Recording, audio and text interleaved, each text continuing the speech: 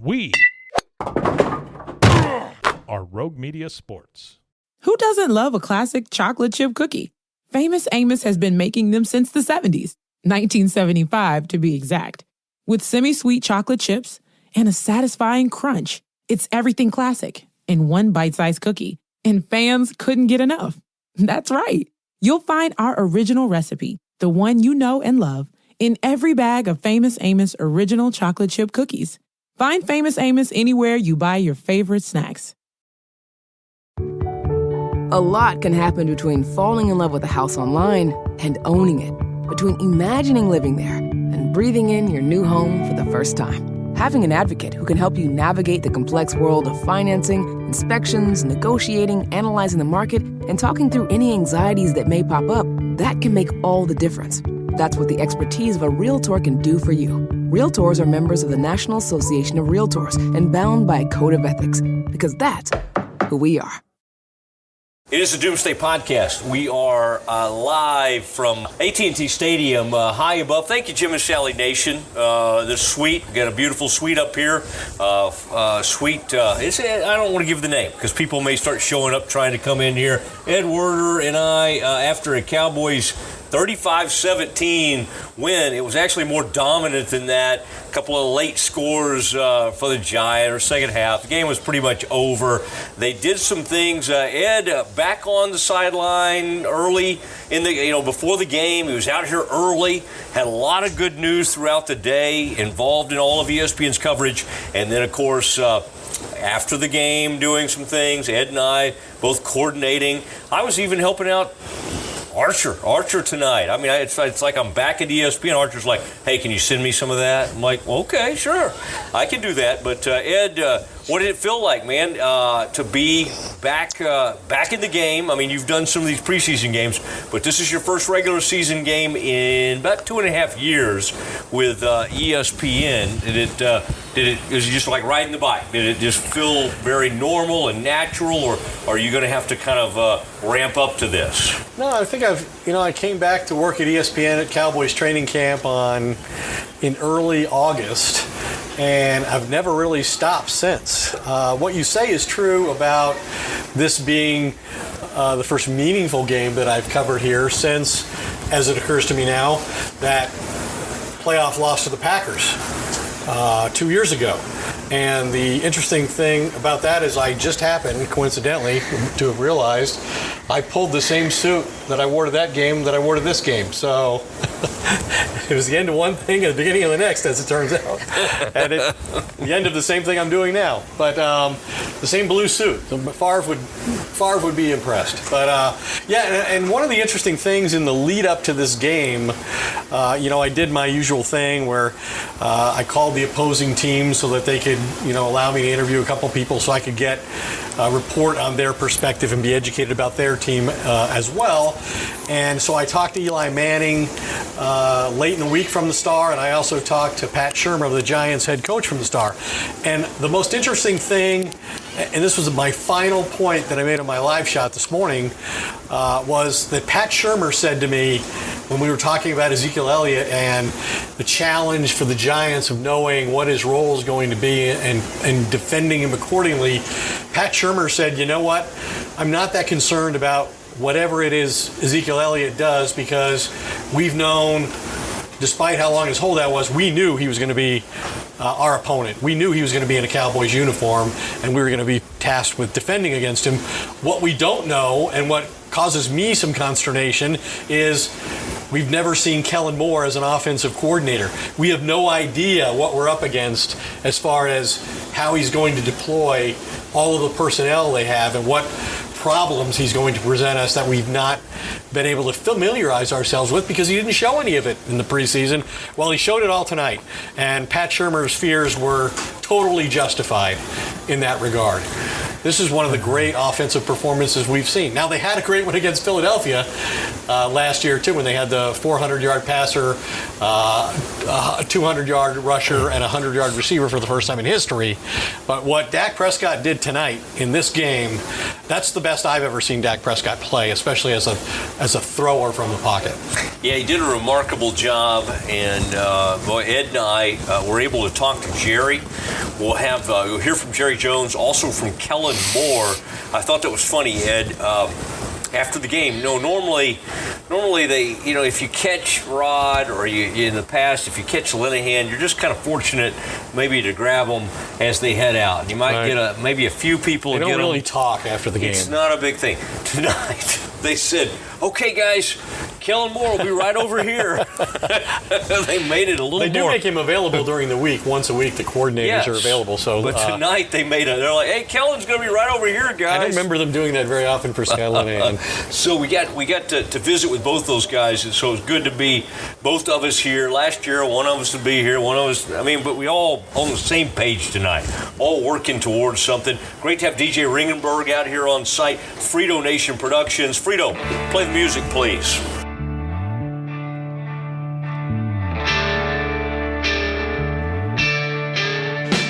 All right, there it is, and we come to you live tonight from the 400 level. Suite, beautiful suite as we look down upon the field after the game. Ed covered this thing for ESPN. I covered it for, let's see, who was I with? The Matt Mosley show. Who weren't you with? Who weren't? Yeah, that's right. I had a tough time getting in here tonight, but I did make it in. Fortunately, they didn't look at your credential. My credential. It seems to be another man on it, but that's okay. It's definitely another man. We made it. Yes, he may be another ethnicity even. But here we are doing the Doomsday podcast, and it's fun to be back together again. Regular season, and the Cowboys get it off to a great start. Ed, let's start with you with the. I know you've got a ton of notes and a ton of things you gathered before the game, but in talking to folks, and I saw them spilling out tonight, I was kind of bemoaning the fact I couldn't get over to talk to like the wide receivers coach. I would have enjoyed visiting with him, but I was talking to Kellen Moore on nights like tonight, and apparently there's a picture going around about me, kind of hovering over Jerry Jones. People said it was a little bit creepy that I was that close to Jerry, but as you talk about a 35-17 win, other than that first drive, wasn't it funny though, Ed?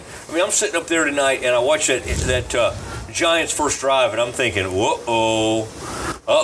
Everything went right for them. 59-yard run by Saquon. 91-yard drive. Nobody had done that against the Cowboys defense the entire year last season. They looked good. Ingram had that fun little, they kind of went one way and came back the other. Ingram had the touchdown. It looked very easy early for the Giants. And you thought, and then, really the Cowboys, after that one sort of, they didn't really do anything with that first drive. Giants score, and then the rest of the night, Cowboys took over. The Cowboys scored 5 consecutive touchdowns on 5 consecutive possessions. And, I think we talked about Kellen Moore. So let's try to create some context for what's happened here. First of all, we have to mention that the quarterback, Dak Prescott, is playing for his contract, right? He's trying to create, through his performance, leverage to get the contract that he wants from Jerry and Stephen Jones that has so far eluded them in negotiations that, quite honestly, none took place today. It would have been the most remarkable thing of all time. It would have been the most Cowboy thing ever if they had signed their quarterback on the day of their first game, right? Yeah. But they didn't. And Jerry said after the game, it's imminent, and by imminent, he means a matter of days before this happens. They have a head coach in Jason Garrett who's coaching for his job. He was not among the $185 million award winners when it came to Cowboys contract extensions this offseason. He's coaching in the last year of his deal.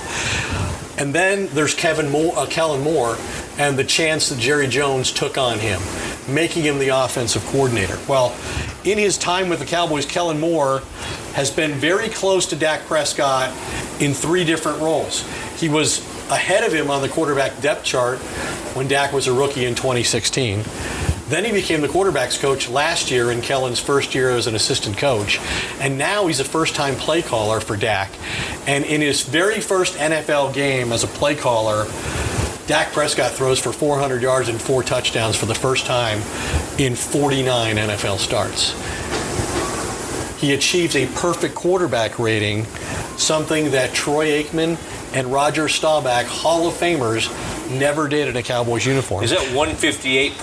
158.3. The last time a Cowboys quarterback did it was 50 years ago. Craig Morton in 1969. Don Meredith did it in 1967. Who can forget? It's been 50 years since a Cowboys quarterback finished a game with a perfect quarterback rating, and Staubach and Aikman never did it. Now, I'm not saying Dak Prescott is better than either one of those players. Yep. I'm saying I've never seen Dak Prescott better, and I'm not sure he's had more weapons than he's got right now on offense. And maybe time will prove that this scheme and the mismatches it creates is ideal for him. Because I don't think, and I think I've said this before, I don't think they've, in previous years, had a system designed for him. The system was designed for Romo, right?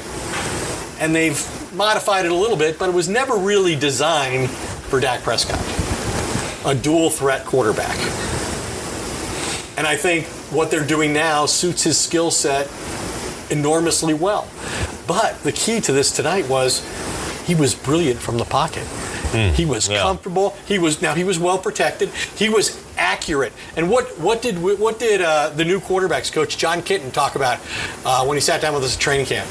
He said, a completion is not good enough, Dak. The great quarterbacks in this league put the ball right where they want it to be.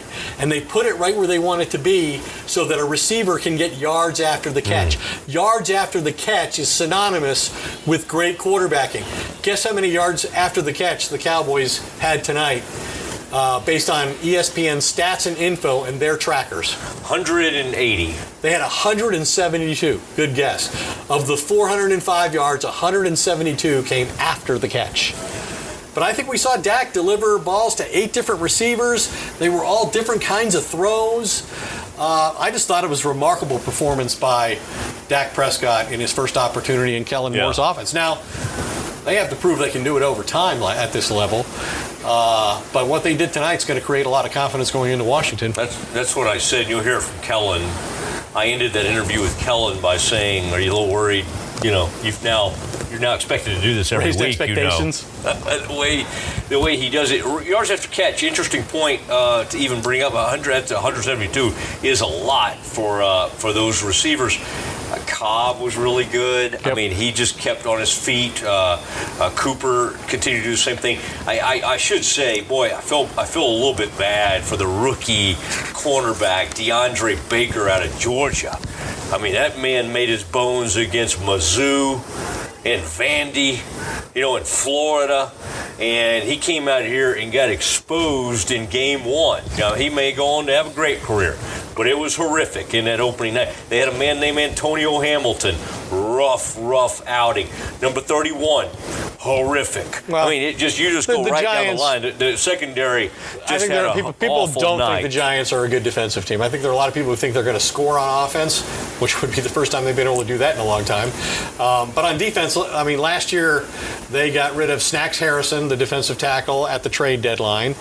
They got rid of the corner that they drafted in the first round at the trade deadline. And then in the offseason, they let Landon Collins, their best defensive player, go to Washington as an unrestricted free agent because they didn't tender him.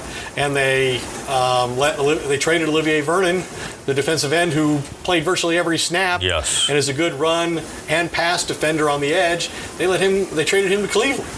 And OBJ, Jabril Peppers comes back in that deal. I didn't see a ton from him at safety, the former Michigan standout. It was a rough night for the Giants, but as Jerry wanted to point out, the Cowboys are the ones who caused that rough night. In fact, let's hear from Jerry. Both Ed and I were both around Jerry, and we both had an opportunity to visit with him. Here is Jerry Jones talking about a offensive play caller that he was just, I've heard Jerry, Ed, over the years, wowed by certain things. RG3, many years ago, Jerry was blown away by what he had done. He's a man given to hyperbole. He is. But I think tonight, the performance of even Jerry wasn't quite prepared for. In fact, he wanted to know when people said, hey, the variance or how different it was from the past, that kind of thing with Kellen Moore. Jerry made it clear, no, it was a huge day. It wasn't just like, hey, this is a little better. This is a huge difference in this offense. Here is Jerry Jones talking to us about Kellen Moore and the big night that he had. When's the last time you had this many weapons on offense, you think? Obviously, Gallup's come a long way, but this is, you got a lot of different directions to go. Yeah, well, I think we've got some guys that have earned the confidence in their coaches to get plays their way. And they've earned it in their quarterback to get them an opportunity to make those plays. Then, of course, you've got to use them when it counts. And I like the tone when we stepped out there in the first snap threw the ball. And so when you got Zeke Elliott back there 21, that's not necessarily the way it's been. So the most positive thing I have about today, frankly, is just the overall management, the overall play calling, the overall manifestation of what Moore and the offense has been doing. Now, that offensive line, when you've got that, we know that the minute they lighten up a little bit, here comes 21. And we got the line that's doing the protecting. Dak had a lot of time to throw today. And that all of that, of course, has to do with the quality of offensive line we got. I don't know that I've seen our ability and our willingness to make an adjustment and within a series or within, as the game went along, I don't know when we've had better people and better management to make the adjustment, call the play, and have all of that together and playing that well. It's been the years when if they put them up there to stop Emmett and Aikman handed it off 20 yards down the field. You've been talking about the window closing for a long time, Jerry. How do you temper your excitement, given what you just said about this offense? Well, because of my respect for all the other teams and the teams we're playing and the players they've got. And we know, we just get one pick around. We know these teams are loaded with talent. And we've got to really concentrate on what we have. And I like what we have. We've got some players that, young players that are, their era is really coming up, and we've got some players that we're paying. We've got to get that all, got to manage it and get it all under our resources, which are a cap. We do that, but then we've got the right attitude. I like the chemistry. I like the enthusiasm that's in this young team in here. And boy, that Van Der Esch, I'm telling you, you'd think it was, with your 4-year-old, you'd think it was coming down for Christmas down the stairs. But he's in there, he was excited, and he just said I should have held that ball on the interception. But he's playing with a lot of enthusiasm out there. And it makes a chill go up my spine when I hear that wolf call out there. And it does him too. Is there any disappointment that Tristan Hill and Taco Charlton were inactive? That what? That Tristan Hill and Taco Charlton were inactive today? Well, I think it speaks to our depth, and I think it speaks to the talent level. And I think it speaks to the guys that did rest out, how they have earned that first game start. So I think it's more about the positive part of it than it is anything negative with them.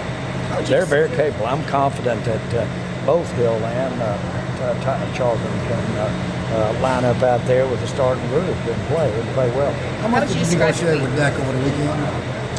Did y'all do a lot of negotiating? Again, we don't get in it. No, Dak had nothing to do this weekend but get ready for the job. With his agents, did y'all have any conversations? Yeah. Again, we don't talk about that at all. About what? It just was a real emotion when you saw him go up through there with that heavy hand. And it was great seeing him in this dressing room. And I'm glad that he made their defense honor him as much as they did, make the adjustments. But I'm really good by Moore's adjustments, by Dak's play. Dak's taking advantage of what they're doing. To me, that's the story of the day. New York Stock Exchange, you end this holdout, you get this sort of Giants win. You could use one word to describe your week. New York. Two words. All right. Frank Sinatra. Do you have any? Or that my way? Whatever. Just keep going now. I'll think of one I know the words. So you're going to start spreading the news, There's one Jerry? in there somewhere. You're going to start spreading the news? You're going to start spreading the news? Spreading the news. Well, you guys do that for me. Okay, good. Do you regret not making this change to Kellen about 3 years ago? Well, Kellen was playing quarterback 3 years ago. That's right. He was still playing. Yeah, but seriously, give him his due. He's prepared. He had a whale of a training camp, but now he got to step out there and make those adjustments. He did do that, but he had a great game plan in mind. Our fans should be excited about that. He might have raised the expectations too much, though. Do you want to have this good of a game in your first time out? Yeah, I've been both places. I'd rather have high expectations going into the next game. Norv didn't have that kind of debut, did he? Looking up is no fun. All right. Jerry, in the brief time that Antonio Brown was free yesterday, did you give any thought to that? We didn't because you saw whine today, really. With the play of those receivers, and we've got a couple of them that didn't get to be active today.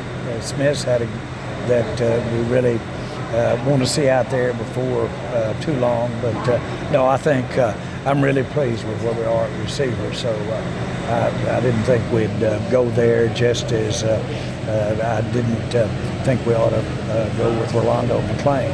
Because it's more about what we are and what we've got than it was what they aren't. Jerry, if this was Eli's last game at AT&T Stadium, what will you remember about him? Well, I hope it's not. I really do hope it's not. I just can't tell you how much I think of his dad, his family, all the way through, including his mom. And I'm honored that signature is on that locker back there. It just reminds me how those tears in my eyes when he came in here and won the first game we ever had in this stadium. But we're honored with his signature back there, and I won't let him take it off. All right, there he was, Jerry, as only Jerry could do, out everybody jockeying for position as they always do after a game. We'll hear some of Kellen Moore coming up. Ed, before we move on to the defense, anything else? I think we need to discuss Zeke's return. Yeah. Zeke makes it back after the long holdout. Looked fine. I mean, it's not like he looked like out of shape or anything. Quite honestly, he just looked like a guy that they determined the Giants were going to kind of key on him, and tonight they were going to make their bones in the passing game. I thought there were a couple runs where he got outside and he had one defender to beat to make a big play, and he just didn't seem like he had it, yet. So I have no doubt it's going to come in time. One of the plays was called back. He got one play. And he scored a touchdown, but he scored the last of the 5 touchdowns. But I think I wouldn't overreact to it because he missed all of training camp. There has to be some value to being in a training camp as opposed to being in Cabo, even if you're working out hard with Marshall Faulk, a Hall of Famer. And it's kind of consistent with Zeke as a slow starter over the course of his career. In fact, he's won the rushing title 2 of his 3 years in the NFL, and in week 1 of those 2 seasons where he won the rushing title, he was held under 70 yards rushing both times, and he was held under 70 yards again tonight because he had 53. So I don't think he was great. Part of it probably was his layoff. Part of it is a big adjustment to seeing things quickly and reacting spontaneously and being instinctive. I'm not saying he was bad. And you're probably right. The Giants were determined to stop that phase of the game. And you know what? That creates another question if what we saw tonight is not an aberration. The Cowboys are one of the few teams in the NFL in the past 3 years where the performance of the running back is more important than the performance of the quarterback, right? Tonight, that's not what happened. Dak Prescott threw them to a victory. And Zeke had 53 yards rushing. The Cowboys' record coming into this game, in games where Elliott had under 70 yards rushing, 0-6. This is the first time they've won a game where Elliott had less than 70 yards rushing. Wow. Well, that's an interesting one right there. Ed, is that just you, or is that the ESPN Stats and Info That's group? That's me coming up with the idea and saying, hey, what's the record when he's under 70 yards, and them going through their resources and all the analytics and coming up with the fact that, hey, you can say this is actually factually accurate. And so I just did. I used to love those guys. Yeah, they're an amazing resource. I would send them stuff, and they would they'd come right back at it. They can put stuff in a remarkable historic context almost instantaneously. All right, Ed, I want you and I to talk a little of defense. You know, quite honestly, they gave up they gave up something early, and then at the end, I don't think it was a big deal. They were a little soft at the end. They would have liked to finish better. You and I will talk about that. But now it is time to hear from our the official scout of Doomsday, Glenn Stretch Smith, who will give his grades. And there is one particular group, I won't tell you who it is, the defense, that he has major concern about. Here is Glenn Stretch Smith with his grades for the Cowboys. Stretch, great to have you back. A huge outing for the Cowboys. They get this thing taken care of today, and everybody's excited about Kellen Moore, the play calling. Let's start. People love the grades you give out. Let's start with the offense, and you know, we usually don't grade a play caller, but since this was Kellen Moore's debut, and Dak put up enormous numbers, let's do a Kellen Moore / Dak discussion real quick, and then give both of them a grade. Well, I think you're headed in the right direction. I mean, I think everybody's kind of thinking after the game, and post-game shows are blowing up. Hey, who are you going to give the credit to here? And quite frankly, I think you spread it to both guys. I mean, I think that the quarterback made some great reads. I mean, the middle of the field was open. He moved to safety a couple times with his eyes. That was able to hit the skinny post. One time they rotated the coverage over, and it was almost Troy Aikman-esque, to Michael Irvin back on that short side, on the ex-receiver side. And so I think that, obviously Dak is getting better at understanding coverages, where guys are going, when they're going there. And then Kellen Moore, I thought there's going to be some transition time to him. And when you saw how he was able to move guys around, how he was able to get guys off press coverage by some of his formations and shifts and some of the things he did. I mean, both of those guys, on the same page, look like they've been working together all off season. There's no way you can give either one of them a grade other than an A, and really a great job by both of them being on the same page and taking this football team, I think, to a level of offense that we haven't seen around here in a long, long time. Big time. A's for both of those guys. As we move throughout the offense, let's go to Zeke. And Zeke, obviously, they were doing so much through the air that the running game wasn't as huge a factor today. What did you see from Zeke coming back after the big long holdout? About what I expected. He's such a downhill runner. He's such a physical runner. They didn't try to hit it up in there with him a bunch. He was able to, to still do some things. And I thought the best play he made all night was when they were going to run kind of a zone read look, and it was early there in the second half, when Dak was able to it is almost like the play looked like it had been miscalled. Zeke saw the blitz coming off, and he just said, to hell with the run fake. He went and got the Sam linebacker, and hit him right in the teeth, and it was able to allow his quarterback the time to throw the football. And I think that's really the difference with Zeke, is he understands protections. He knows what to do. He knows where to go. He knows who to pick up. And for that reason alone, he's worth his weight in what they paid him. Now, it's going to take him some time, I think, to get used to running that ball, hitting it in those tight areas, and all the things that go along with. Even though he did, and probably wouldn't have played in the preseason, he would have gotten in some, some work out there in Oxnard. So for a guy who was on the beach in Cabo 6 days ago, scratching his rear end, letting the breeze blow through him, I can't give him anything but an A. Okay, A for Zeke. Good to hear. Let's go to the tight ends. You're a guy who used to coach tight ends in college, and you've had some experience in the NFL with that as well. So Witten with a touchdown. That was kind of fun to see. And then, of course, Jarwin seemed to be heavily involved, especially early in this game. How tight ends look in this game? They did a good job. I mean, I really thought that it is going to take Jason a little time, but he's so crafty. I thought it was unbelievable. There was a play in there, and it's everything that you would teach a player to do, which is to create separation. You got to go step on the defender's foot. Not only did he step on his dang foot, he got his cleat stuck in his foot, and they got tangled up and went down. It's a coaching point that, to me, he's what you want.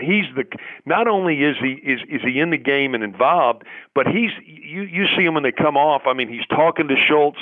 This is going to help this football team and help both of those young men immensely, whether he plays 1 year, 2 years, however long his body is able to take him there. Not a whole lot of production out of the, when you think about it, even though they caught 2 touchdowns, the production, you'd say, man, I need to keep the chains moving. They really were not going to allow Witten to run a bunch of that underneath stick and those things that, Dak used to be really comfortable with. But overall, I mean, a good job by both of those tight ends. I'm going to give them a B+ for the evening. B+ for the tight ends. Let's move to the offensive line. You saw Martin was out there for the first time really in quite a while playing. They got Suafilo in there late in the game to spell him a little bit. How'd the offensive line hold up? Really well. I mean, it's good to see Travis Frederick back out there. I mean, you make the point with Suafilo, and that's where I'm going to go here. When you think about the depth that this football team has at offensive line, and understanding that, hey, if you need to spell a guy here or there, you're really not going to see that much drop-off. And so I think the offensive line is going to carry this football team. I think they carried this football team with protection. Yeah, Zeke didn't rush for his 150 yards, but you know what? You got to win in different ways. And when the Giants are playing some of those Rudy Poo butt coverages that they were playing, I mean, they got exposed. And so the Cowboys took, I mean, as an offensive coach, that's what you want to see. You want to tell the offensive guys, take what the defense gives you, and that's exactly what they did. They were able to protect nothing but plus across the board for the offensive line. Yeah, I mean, Zach got called for a tripping. That was really kind of a questionable call because he was going to cut that guy. And, I mean, I know his back's bothering him, a little stiff there. He got called for a holding. That was even a questionable call in my mind. But, and I don't mean to sound like a homer, but both of those calls were pretty questionable calls. And I think, he was limited in what he could do. Then they put Suafilo in the game. Hey, all the way around, a great effort and a great job by the offensive line. Nothing but A's across the board for those guys. Okay, wide receivers. Jerry told us after the game that there was a reason he didn't get involved in the AB conversations because he was hoping he would see exactly what they saw tonight. Huge numbers across the board. They got everybody involved in a hurry. Early it seemed to be all directed at Amari, but then, of course, they started sprinkling in Cobb, and Gallup ends up having a huge game. What do you think about the wide receivers? Yeah, I mean, it's wide receiver core. I mean, I'm telling you, the 3 guys are as good as anybody in the league, and you can write that down right now. I don't care who you want to Kansas City. I don't care who you want to stack up against them. That they're that good, and it's interesting because I thought about this when I was driving in, Matt. A year ago tonight, you and I did, when we first started this, or I first started, you guys having me on. And I started thinking your starting receivers were Allen Hurn and Terrence Williams. And Beasley was the third. Now, you think this team hadn't upgraded big time from a receiver standpoint, and that's what, as a Cowboy fan, I mean, that's what's got to get you shot in the rear end, is you got guys that can go get it now. I mean, there were guys. I mean, obviously he hit Cooper in stride on the post, on the fade, and Cooper had to kind of wait on it right there. That hookup on the post, but that hookup will get much better. And boy, this receiving core is going to put some fear into to really anybody that they play. If those guys can stay healthy, fellas, they'll put up big numbers. Again, all around, an excellent effort by a receiving core. That's a really good receiving core. A's across the board for those guys. Okay, let's flip over to defense. The only the thing that I sense from talking to you earlier is that there are a couple of concerns you might have in the secondary. This Giants team got off to a hot start, and they went ripping down the field. Obviously, Saquon was doing some big things early in the game, and then they hit a couple of big plays. Shepard had a couple of plays. Latimer had some plays throughout the game. Let's start with the secondary. What'd you make of the Cowboys secondary in this game? You know, again, this has always been my concern. My concern last year. It's going to be my concern this year. And you know, Dallas didn't blitz a lot. They didn't put a lot of heat on him, and so he being Manning had time to sit in there. And any time that does that, you do expose your secondary a little bit. But I didn't.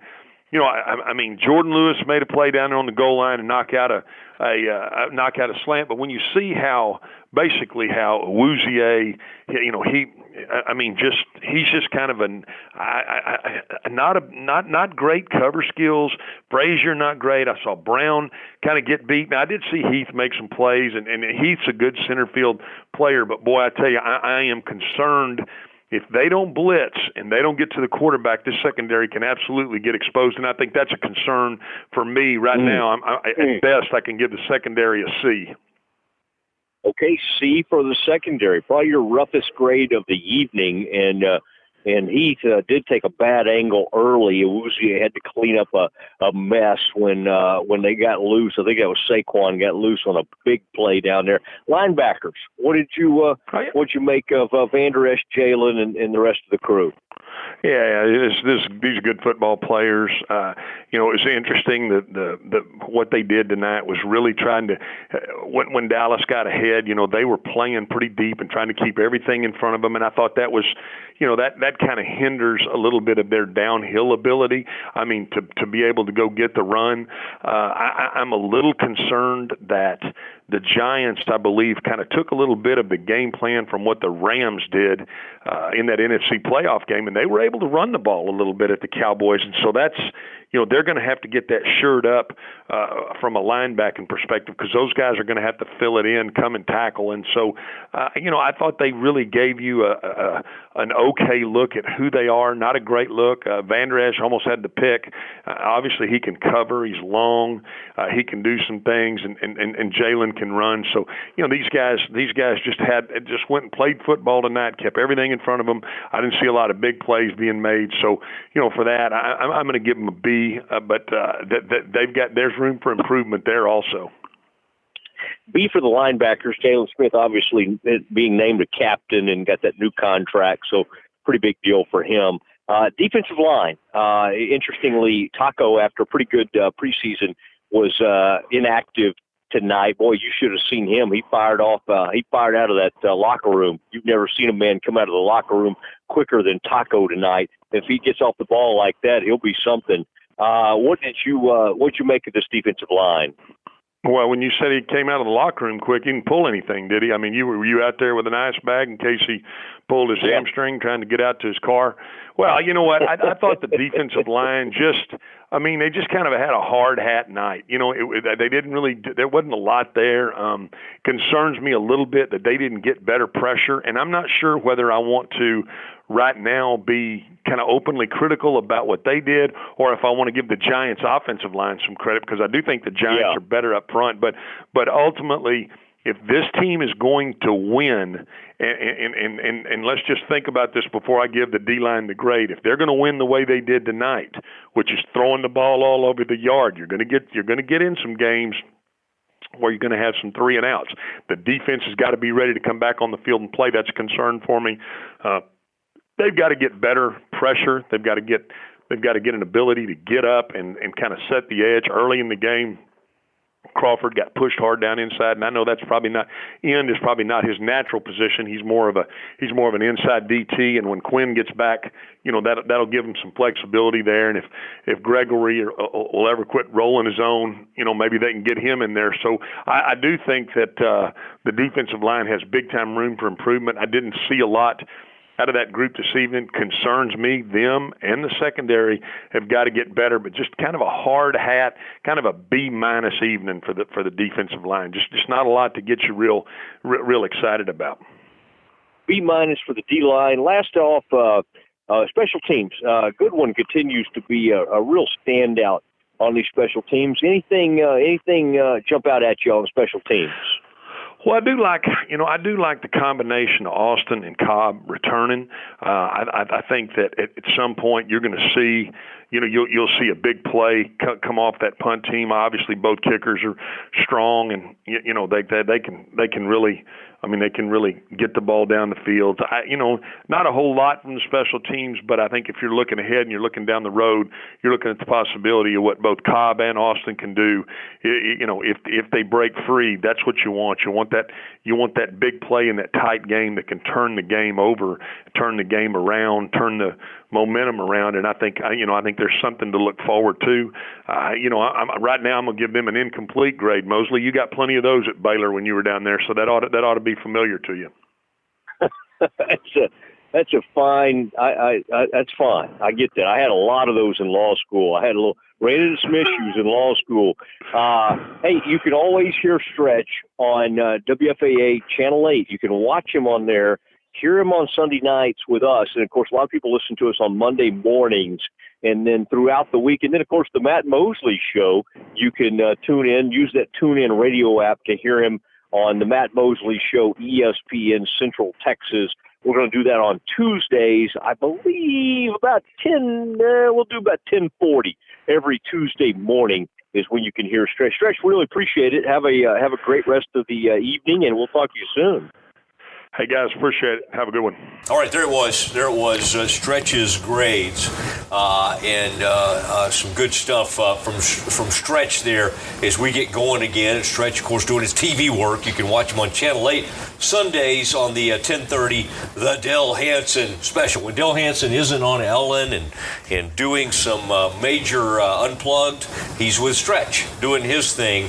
And Ed, at some point we'll get to Kellen. We need to hear from Kellen. But let's you and I talk a little bit about the defense. I thought they got gashed in a big way. Saquon had a huge play, and it really looked like this was all, going to be some kind of track meet type game. As the game went on, Cowboys were obviously way ahead of what the Giants were doing offensively. Kind of weird that the Giants, I think if the Giants fans have a bone to pick, it would be, how could Saquon be that incredible early, and then you didn't just keep going to him constantly? Is there anything to that in your mind? The problem with Saquon Barkley not getting enough opportunities is Pat Shurmur can't say, well, we lost control of the game and we couldn't run the football anymore because he's a good receiver. He had 14 catches against Dallas in his very first NFL game last year. He had 80 yards on 14 catches. So he's a unique running back in that he can be involved in both phases of the game. And so he should have gotten opportunities, if not running the football, then throw it to him when you're behind. The thing that makes him unique is his ability to score on any play from anywhere on the field. And so it doesn't really matter if you're down 2 or 3 touchdowns. If he's still the guy that can give you the score from any place on the field and get you back in the game, then there is no excuse for not giving him enough opportunities. So I could see that criticism being justified. And especially given, they didn't have Golden Tate because he's serving a suspension for PEDs. So they were really limited the number of weapons they had. Then the game got out of control, and then obviously they lost sight of what they were trying to accomplish. Yeah, I agree with you. It got away from them in a lot of ways there. Ed, looking at the Cowboys defense, they had some opportunities. They got after Eli, forced a couple of tough throws. Really didn't, came close to creating some takeaways. They finally get one late. They finally got a takeaway on a fourth down. You're right. Giants were at the 7-yard line, went for it on 4th and 1. Yeah. Live, forced out of the pocket, and winds up getting hit by DeMarcus Lawrence, who gets a sack, strip, recovers a fumble, and but at that point I think it was like 35-7 anyway. So yeah, you're right. It wasn't going to be a significant score in the outcome of the game, but it was one of the few plays that, I guess, a flash play that the Cowboys defense made. Dorrance Armstrong had a chance to get a sack, and Eli actually made a real good play, got away from him, and then made a throw. It was almost like the famous play he made in the Super Bowl. A little bit. Yeah, although it feels far removed from that Super Bowl. The one he was able to make downfield to David Tyree, of course, which were the great catches and throws of all time. I thought the defense was they put some pressure. It was interesting to me. We saw our man Taco, who had a nice preseason. Taco was not active today, and so he races out of the locker room. Tristan Hill. So you got a first-round pick in Taco, a second-round pick in Tristan Hill, not active, and so some of these guys that I'm trying to remember what Dorrance was. Here's a guy that was taken fourth? in maybe. Yeah, 4th or 5th round. I think you're right with the 4th round. But these were guys that, who was the guy they brought in? Hyder was out there. Kerry Hyder. Covington was the guy they signed in free agency. These were veteran players that they brought in free agency. And so I think that, Jerry said that spoke to sort of the depth that they've created, that they couldn't get a former first-round pick. They couldn't get a recent second-round pick on the field today. There might be some small modicum of truth in that as it applies to Taco in particular. But I think mostly it represents dissatisfaction with the player. I mean, to me, that's the only reasonable explanation when Taco Charlton's healthy and active, when DeMarcus Lawrence and Tyrone Crawford have missed all of camp and didn't play in the preseason, so they're playing a limited number of snaps in this game.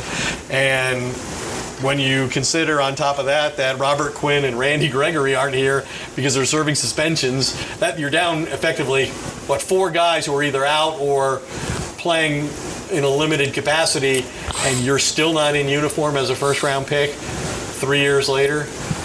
I think that suggests that Taco Charlton is probably not going to finish his career as a Cowboy, and maybe he won't even finish this season or possibly this week as a Cowboy. If there was one quibble with this performance, I would say, and Bush Stretch handed out a C to the secondary, it would be, especially early in the game, Heath took a really bad angle, and of course he missed Barkley. Cheeto comes all the way back, gets him. I thought Anthony Brown, had a real bad missed tackle in this game early on. Also on Barkley. But Barkley's a great player. And Barkley, as a running back, broke more tackles than any running back in football last year. So it's not unforgivable to miss a tackle like Brown did. It is unforgivable to completely whiff on a play like Heath did.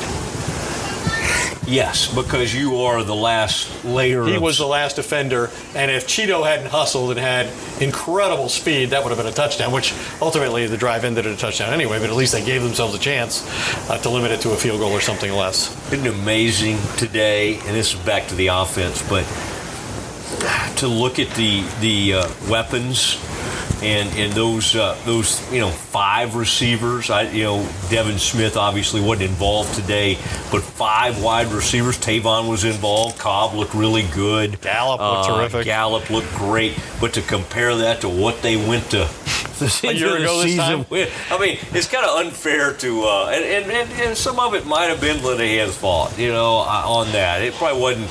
He's not the one who wanted to go in with that group of wide receivers, but I think Steven and the front office have taken the hit for that. You're right. With us, in fact, when Steven went on with us. But this guy, Kellen Moore, he did a great job. You don't want to take anything away from him. We're about to hear from him, but he did have a full complement of weapons, and Linehan did not going into last season. Right, but it's also, I think, the way he uses them.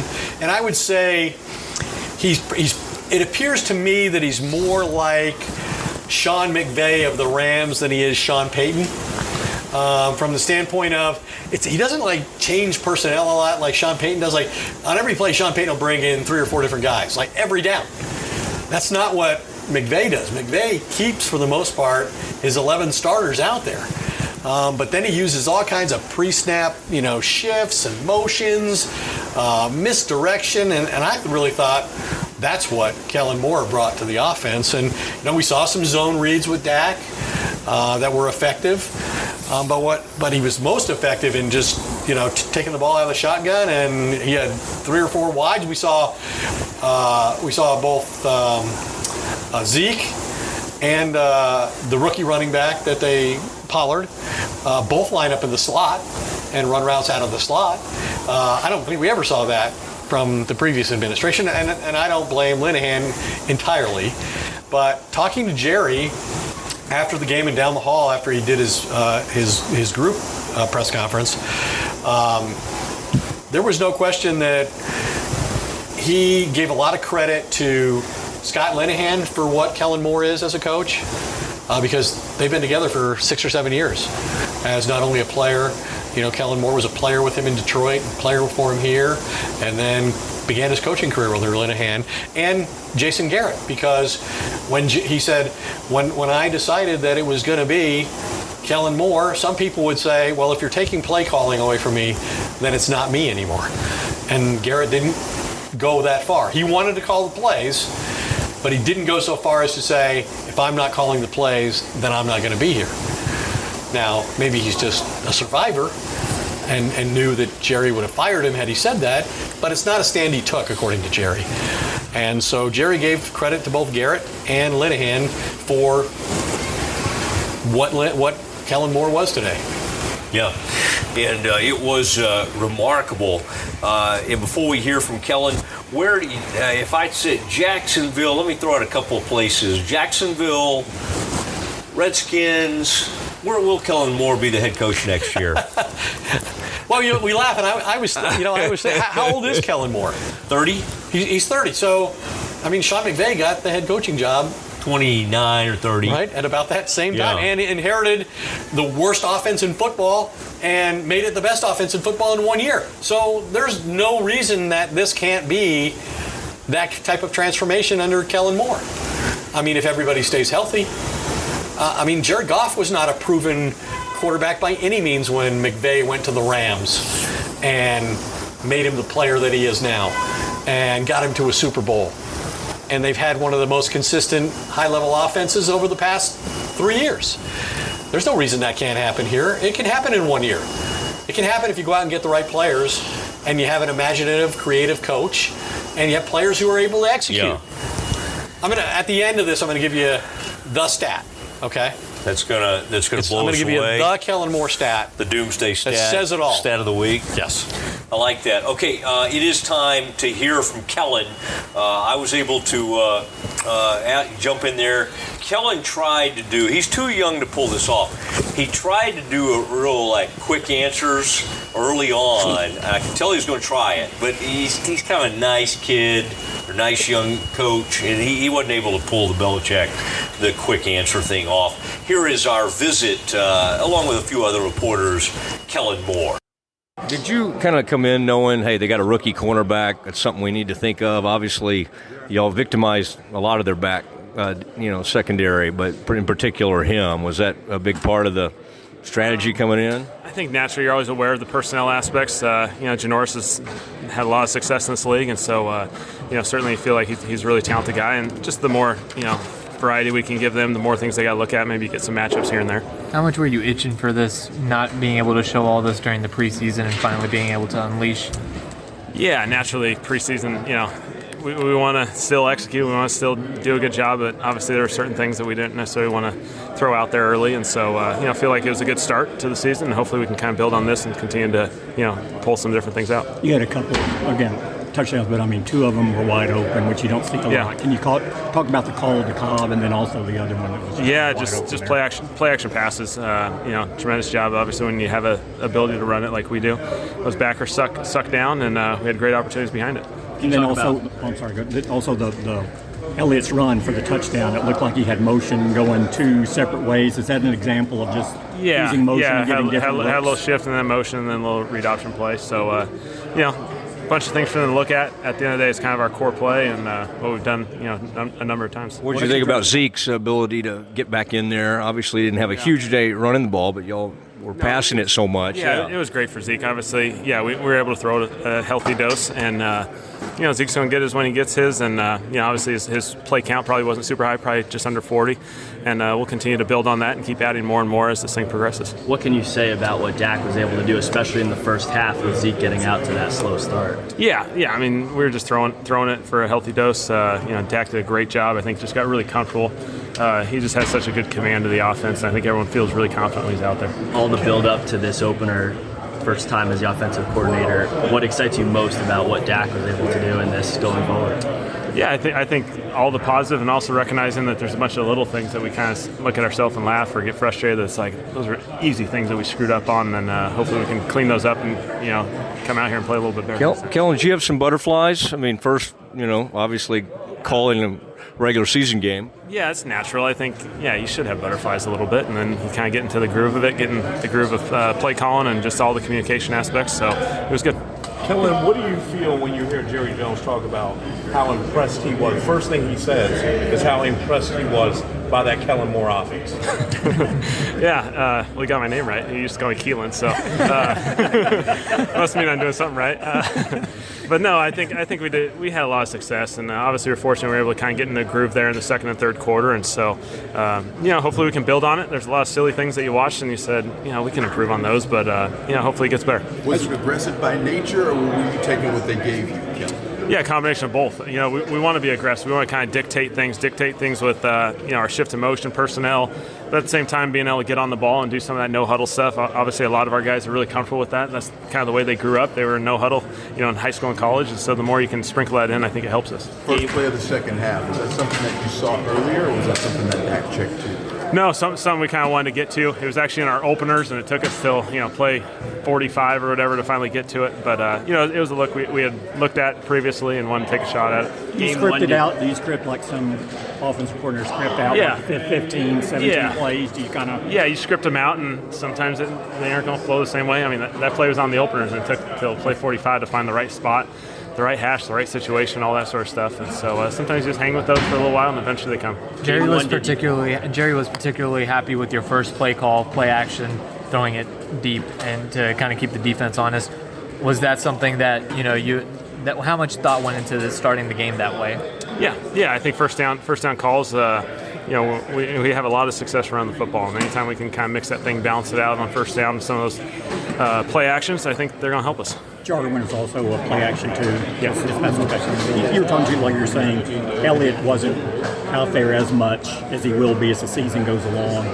Is it kind of incumbent on you to make sure everything is still diverse once he gets back to who he is? Yeah. And success early helps. Right? Certainly. What Zeke's been able to do the last few years, we want to continue to build on that, and we're continuing to embrace that. And a few other things here and there we can try and sprinkle in, and obviously we feel good about Tony, and he got stuck in kind of those run it out periods at the end, and so probably his numbers weren't the greatest, but we feel really good about those two guys, and as we continue to build this thing, get Zeke more comfortable back into the groove of this, I think it'll build on itself. Do you lean on any of your former coaches or mentors as to make up your philosophy? Yeah, I think I get from every stop. My dad was my high school coach, at Boise with a bunch of people, and then all the stops in the NFL. I think hopefully you learn from everyone, pull bits and pieces of it, and hopefully it becomes something you really appreciate and like. So this was partly the Boise offense? Could be. Maybe a little bit more of that will come out. We'll see how it goes. How much pride do you take in Dak having a perfect quarterback rating?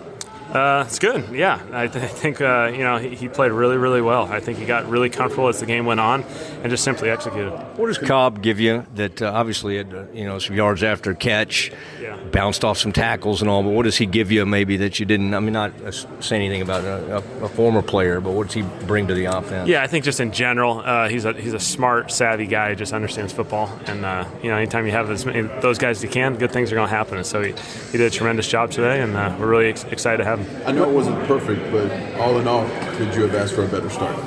Yeah, no, at the end of the day, it was a great start. It was a great start. We played really well. There's little moments where you want it a little bit better, start faster, end better. But, we got to recognize all the good things and continue to build on those. Yep, awesome. This is what's expected of you every week now. All right, there it was, and Kellen Moore talking a lot of fronts, and at the end of it, Ed, you heard me tell him, this is the expectation now. This is what people will expect of you. Just a great, it's funny, they don't run different plays. The plays aren't that different, but what is different is the way you set it up. You mentioned you'd see Amari in the slot. You would see more motion.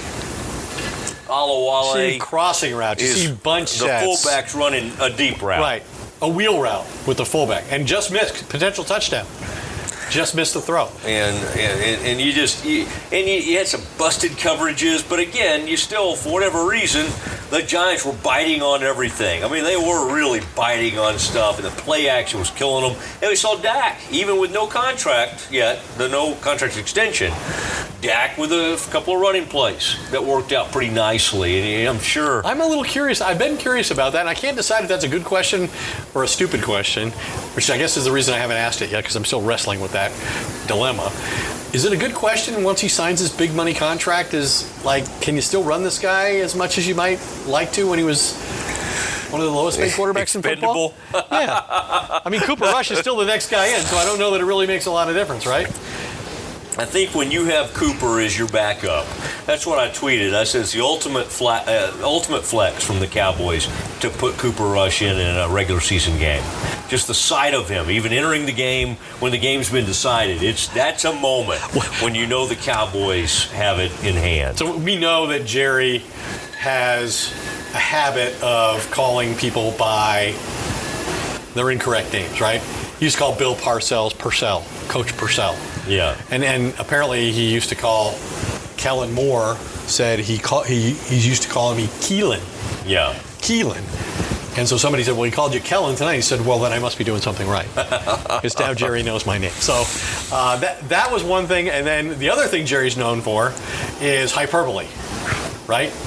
And I think we heard a little bit ago, one of the interesting things he said after the game was, in terms of being able to beat a defense that overcommits to the run by throwing it, or being able to beat a defense that overcommits to the pass by running it, I don't think we've had what we now have in Dak and Zeke since Troy and Emmett. That's hyperbole. Because these guys are 3 Super Bowls short of that. Yeah. Well, that's big to throw out. Now, you really, I think all of us would agree that you piqued our interest. Ed, do you have any, before we get to the Werder stat of the week, is there anything else you need to share? Because I'm kind of excited to hear that. Is there any other, you amass a lot of notes throughout the week. You talk to both coaches. You're a man who's been known to show up at the team hotel of the opposite team. I don't surprise them in that way. What's that? I don't surprise them in that way. It's prearranged. I don't just ambush. I don't jump out of the landscaping by the front door. The agent for Zeke told me he did not expect to see you in that lobby the other night. That may be true. That was a happy coincidence. What do you got to share with us as we kind of sign off tonight? So my final, Kellen Moore is a genius, which is what Dak called him, by the way, right? Dak in his press conference said, when I came here as a rookie, he and I were competing to be Tony Romo's backup. And what did he say? He was demoralized? Yes, they used that word. It was demoralizing. It was demoralizing how he anticipated things. Who could read all the defenses. He knew where he could anticipate, throw with anticipation and accuracy, and it really bothered Dak that he couldn't do that, right? And now this guy's his offensive coordinator. So here's my stat. I think if there's one statistic or one failing that got Scott Linehan fired as the offensive coordinator and got Kellen Moore promoted to play caller, it was this. They had the NFL's leading rusher at running back in Zeke Elliott. They had a dual threat quarterback in Dak Prescott, just like they have now. And Dallas scored touchdowns on 52% of its goal-to-goal opportunities last season. That was dead last in the NFL. Tonight, they were 1 for 1. Beyond that, the first chance they got, Kellen Moore has them go no huddle, play action, roll out by Dak, and an easy touchdown throw to Jason Witten. That was the end of a 93-yard drive. They were also one of the 4 worst teams in the league in red zone efficiency, turning opportunities where you drive inside the 20 into touchdowns. The Cowboys ranked with 3 other teams, none of whom won more than 4 games last year. It was like San Francisco, the Jets, and maybe Jacksonville. That's who the Cowboys ranked with. Even though they won the division and went to the playoffs and won a playoff game, they were one of the 4 worst teams in the league, red zone scoring touchdowns. And in this game, they were 2 for 2. So they are perfect in the red zone. They're perfect in goal to go. And Kellen Moore's off to a fantastic start, making himself a viable head coaching candidate in years to come.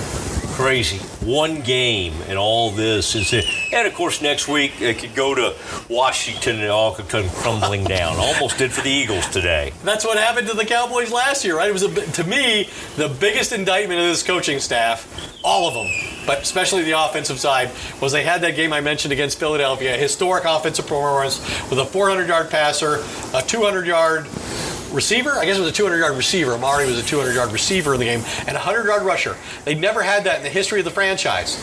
They have it against the Eagles, and the next week, they go to Indy and get shut out. I mean, come on. So, yeah, there's something to proving sustainability.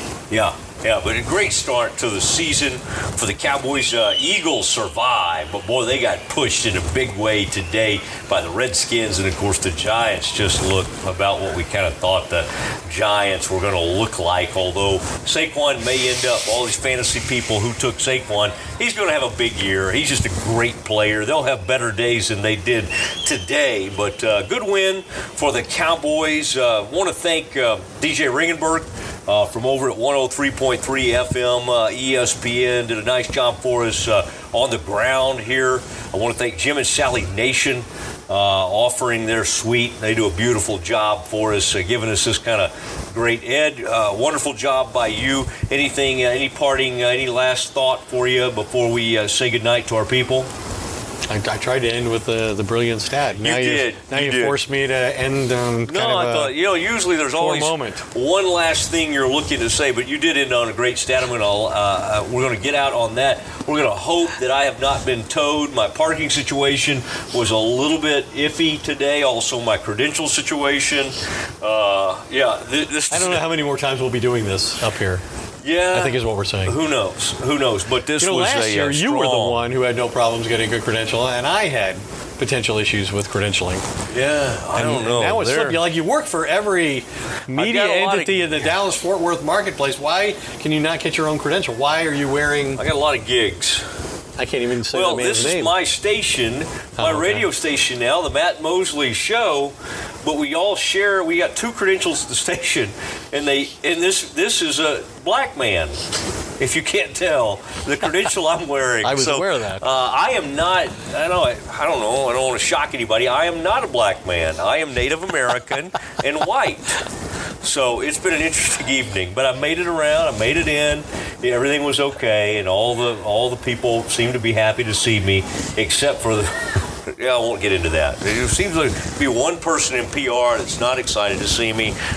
Great job, DJ. Great job, Ed. It is the Doomsday podcast. That's a wrap. We will see you next Sunday after the Cowboys play the Washington Redskins. Good night, everybody.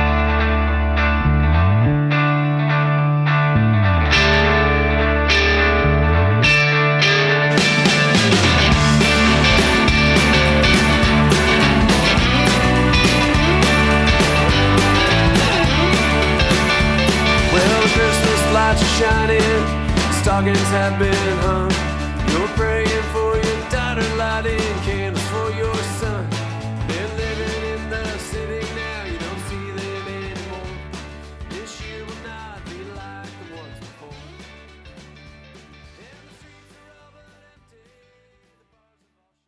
before. There are any number of reasons you might consider selling your home. To move closer to family, live within a smaller budget, or just wanting a change of scenery. Whatever your reasons, having to figure out all the various housing market trends in your area may not be what you signed up for. That's where an agent who is a realtor comes in. Realtors have the expertise to help you find the right price and navigate the process to sell your home in a way that's right for you. That's who we are. Realtors are members of the National Association of Realtors. Norman, we need to pause this surgery. What, doctor? Because Xfinity Mobile just got even better. Now you're automatically connected to Wi-Fi speeds up to a gig while you're on the go. Plus, existing Xfinity customers can buy one unlimited line and get one free for a year. Visit XfinityMobile.com to learn more. Offer ends 6/21. Restrictions apply. Existing Xfinity Internet service and 2 new unlimited lines required. Reduced speeds after 30 gigabytes of usage per line. Data thresholds may vary. Actual Wi-Fi speeds vary, not guaranteed.